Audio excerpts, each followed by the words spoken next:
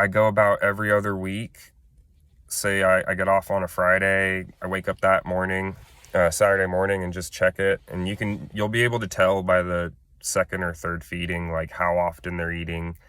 Um, because you don't want to put too much food. It's kind of a game like that. If you put too much, as the food rots, it's going to smell and create kind of a shittier environment.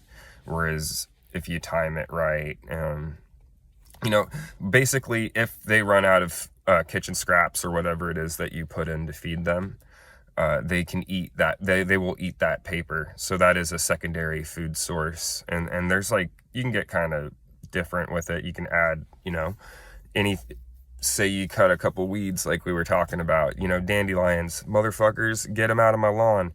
You could technically cut them and put them and feed them to your worms. And that's, as the worms process and break down everything and shit it out, it's creating vermicompost. And you make a vermicompost tea the same way I explained in that other video with the 5-gallon bucket.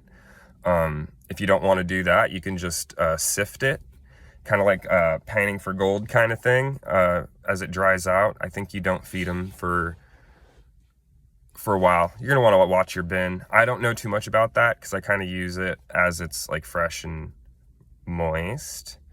But you could use it as like a top dressing. I've done things where I'll take, because as the worms multiply, you could do all sorts of crazy stuff. So I grabbed a handful out and put it in a cactus. That I have a pretty large cactus that I'm growing in a container. So the thought is there's enough space in there for the worms to kind of survive and create like a small atmosphere within that small cactus container or whatever. You could top dress your veg. You can do all sorts of crazy stuff. Another tip I've watched about is in bed or vermicompost bins, which is basically a 5-gallon bucket that you cut a hole out of the bottom and drill holes in the side about big enough for worms to be able to go in and out. And you fill soil around. So here's the top layer of soil in your bed. The bucket goes right here, right?